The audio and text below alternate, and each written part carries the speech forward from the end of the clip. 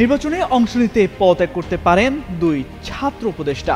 রাজনৈতিক মহলে এমন গুঞ্জন ছিল বেশ আগে থেকেই। তবে সম্প্রতি কিছু উপদেষ্টার বিরুদ্ধে পক্ষপাতিত্বের অভিযোগ এনেছেন বিএনপি, এনসিপি ও জামায়াতের নেতারা।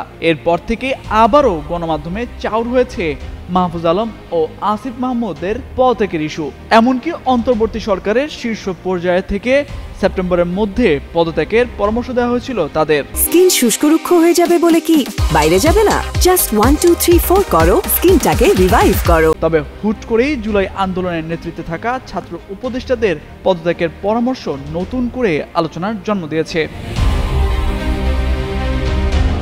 শুক্রবার এমন তথ্য দিয়ে একটি প্রতিবেদন প্রকাশ করে ব্রিটিশ সংবাদ মাধ্যম বিবিসি বাংলা। সেখানে বলা হয়, এই বিষয়ে জানতে দুই উপদেষ্টার সাথে যোগাযোগের চেষ্টা করা হলেও তাদের পক্ষ থেকে কোনো সাড়া পাওয়া যায়নি। তবে সূত্র বলছে, নির্বাচন ঘিরে নানা সমীকরণে এখনই পদত্যাগের কথা ভাবছেন না তারা। যদিও নির্বাচনে অংশ নেয়ার আগ্রহের কথা আগেই জানিয়েছিলেন আসিফ মাহমুদ, তবে কোনো দলের প্রার্থী হবেন কিনা, স্বতন্ত্র পদ দাঁড়াবেন সে বিষয়ে কোনো সিদ্ধান্ত নেননি। এদিকে নির্বাচনের আগে কেবল শিক্ষার্থী প্রতিনিধিদের থেকে হওয়া দুই উপদেষ্টার পদত্যাগ চাওয়ার বিষয়টিকে সন্দেহের চোখে দেখছেন এনসিপির নেতারা। রাজনৈতিক দলের পক্ষ থেকে দুইজন উপদেষ্টার পদত্যাগ দাবি এবং সরকার থেকে তাদের পদ ছাড়ার পরামর্শকে পরিকল্পিত বলেই মনে করছেন তারা।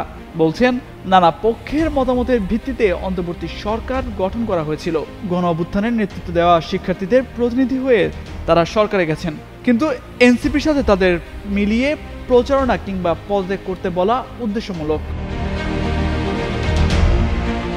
এনসিপির সদস্য সচিব আখতার হোসেন বলেন, দুই উপদেষ্টাকে দলীয় হিসেবে দেখানোর প্রবণতা যদি থেকে থাকে, সেক্ষেত্রে অনেক উপদেষ্টাই আছেন যাদের রাজনৈতিক ব্যাকগ্রাউন্ড আছে, যারা কোনো একটা দলকে সরকারের ভেতরে থেকে সমর্থন করে যাচ্ছেন।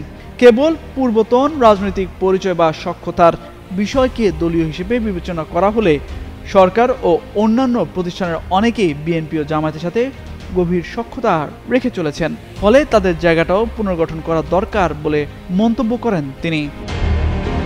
তামজিদ মির্জা, যুগান্তর নিউজ।